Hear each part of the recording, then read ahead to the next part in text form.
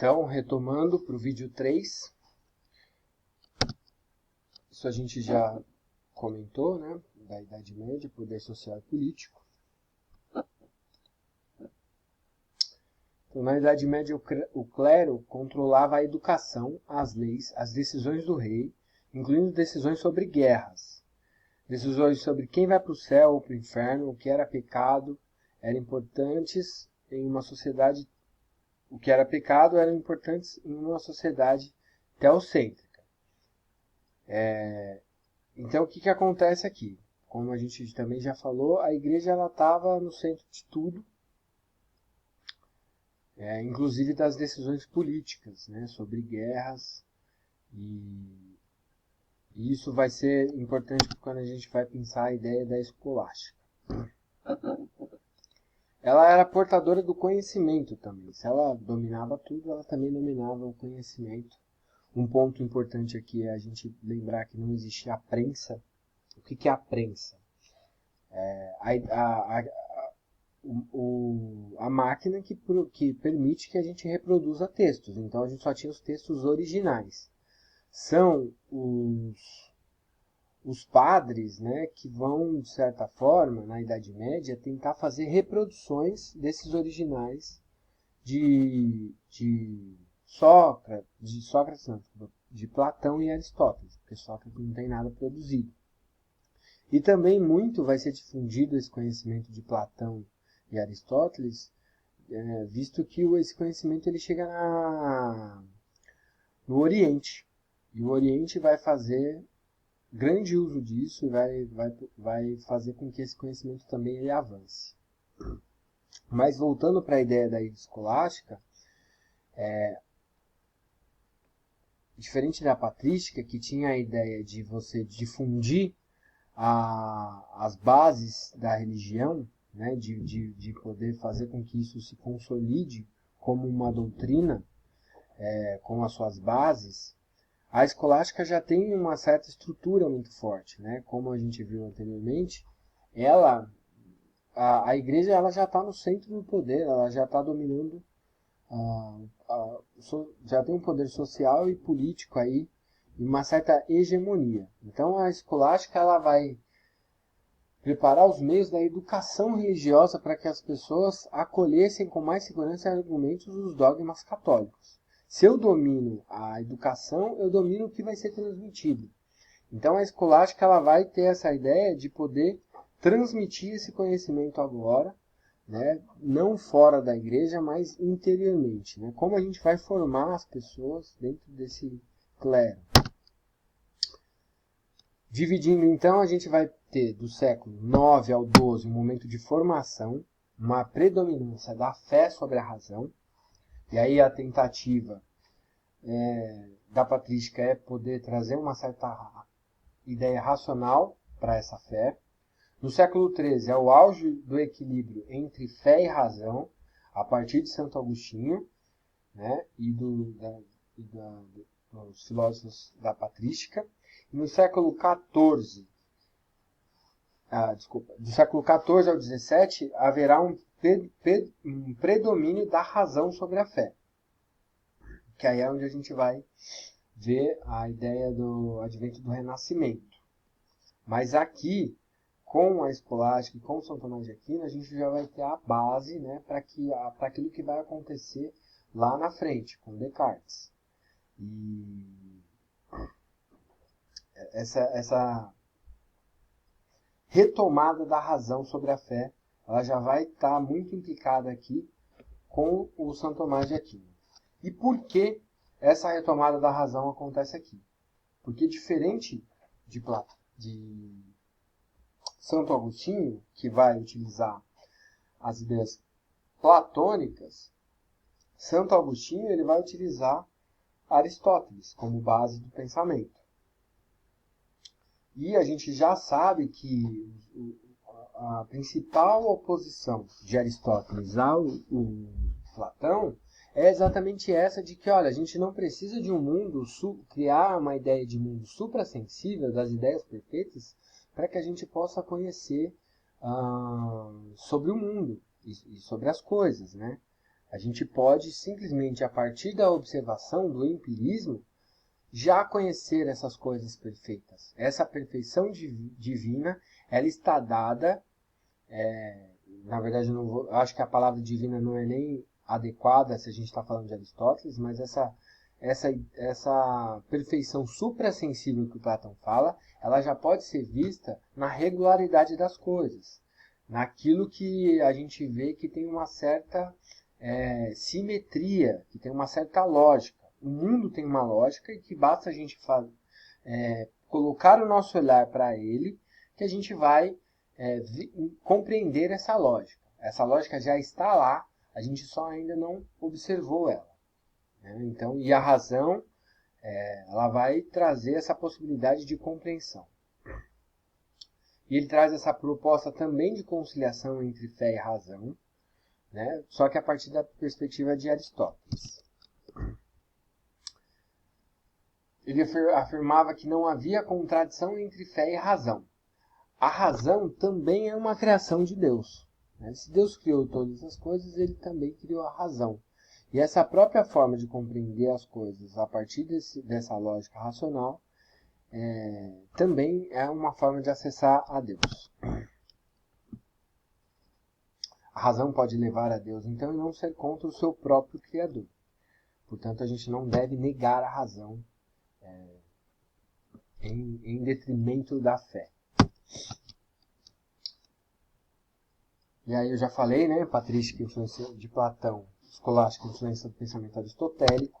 O que eu coloco aqui, que é bem interessante, é justamente que vai sofrer muita resistência a esse pensamento de São Tomás de Aquino, justamente porque Aristóteles está mais ligado à razão do que Platão, está mais ligado a questões terrenas do que Platão, então isso vai sofrer grandes oposições em frente à religião, e a gente pode ver que a filosofia de São Tomás de Aquino, ela é uma filosofia que pega partes de Aristóteles e tenta fazer com que isso se encaixe dentro da religião cristã.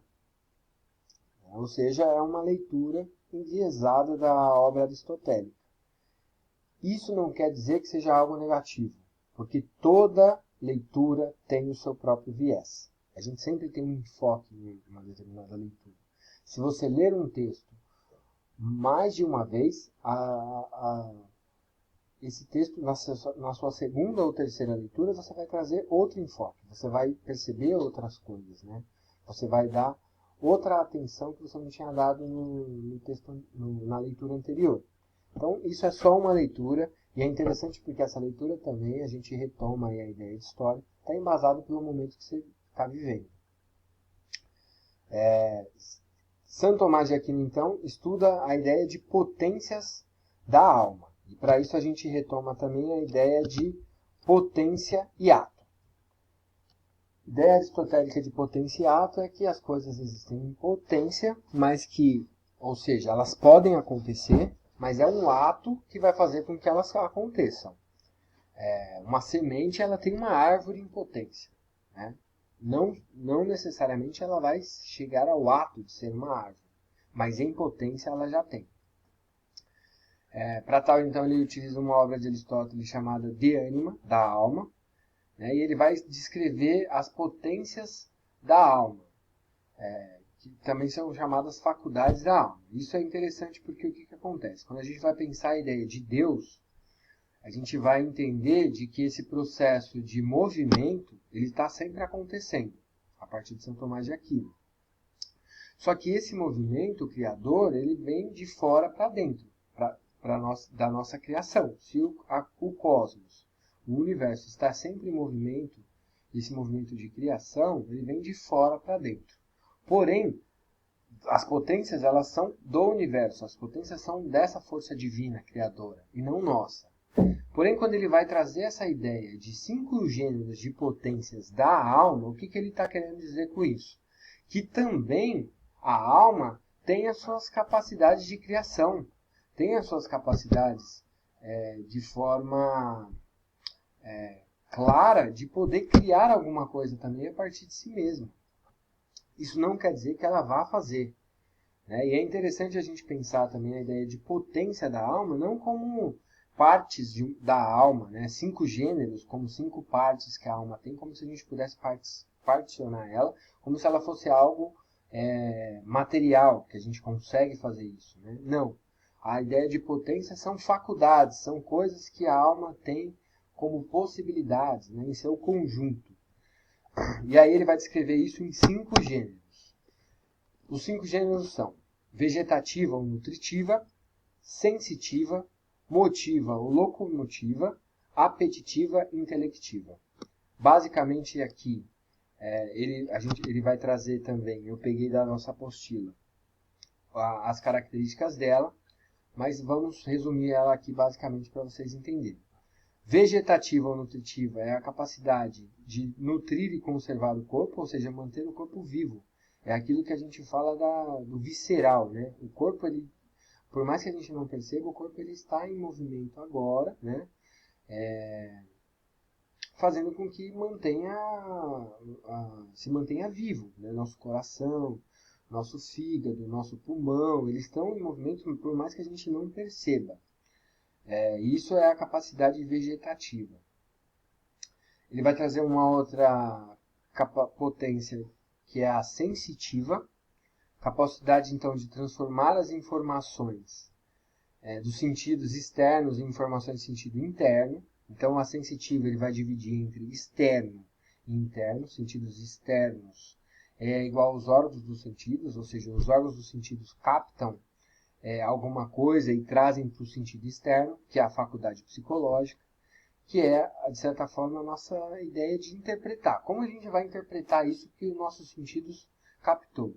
Né? E aí ele vai dividir essas faculdades psicológicas em sentido comum, que é a mais básica, né? Essa captação da forma do objeto, a imaginação, que é a capacidade de poder criar as coisas sem mesmo ter aí recebido esse sentido, né? essa questão externa, você poder criar as coisas na sua mente. A cogitativa, que você vai poder, de certa forma, ter uma visão sobre alguma coisa, olhar alguma coisa e fazer a comparação com outra coisa, fazer determinadas associações. E a memória sensitiva, que conserva elementos sensíveis, né? Ou seja, há um funcionamento visceral, há um funcionamento da nossa própria sensação, da qual tem uma memória. Nosso corpo tem uma memória, muitas vezes que a gente não tem acesso, mas que ele tem. Nosso corpo responde a coisas, ele traz as suas próprias marcas. Locomotiva ou motiva é relacionado à motivação, né? Aquilo que move as pessoas em busca de algo, ou seja, tem uma certa volição, a gente tem a vontade, essa ânsia de ir em contra alguma coisa. Apetitiva, inclinação ou apetite da alma, ele vai dividir em 3, sensíveis, prazeres dos 5 sentidos, né? Trazem os 5 sentidos trazem essa sensação boa, né? Esse apetite, né? Esse desejo, aquilo que a gente vê, aquilo que a gente escuta, né? Tem aquilo que a gente sente, tem essa ideia de poder trazer esse apetite. Paixões da alma são emoções e sentimentos, aquilo que a gente sente de forma geral. Intelectivos, vontade, né? Capaz de direcionar a alma como um todo. Ou seja, a capacidade de pensar, o próprio processo de pensamento, ele tem uma ideia aí de apetite também. A gente é um ser humano, um ser direcionado a pensar. E livre-arbítrio, que é a capacidade de poder escolher. Para concluir aqui, então, intelectivo é a capacidade racional, é dividido em 3, memória, razão e inteligência. A memória, ela traz a possibilidade de conservar os elementos que a gente já aprendeu e poder utilizá-los eles em associação. A razão, capacidade de redução, entender separadamente, né, poder compreender aquilo de uma forma mais racional, de uma forma mais lógica. E a inteligência, que é a capacidade de descobrir a verdade em relação àquilo que a gente vê. E tudo isso é dividido em superior, que é o raciocínio lógico, e inferior, que são as nossas opiniões. Em tempo, acabamos a aula. envie os seus comentários e dúvidas, ok? Um abraço.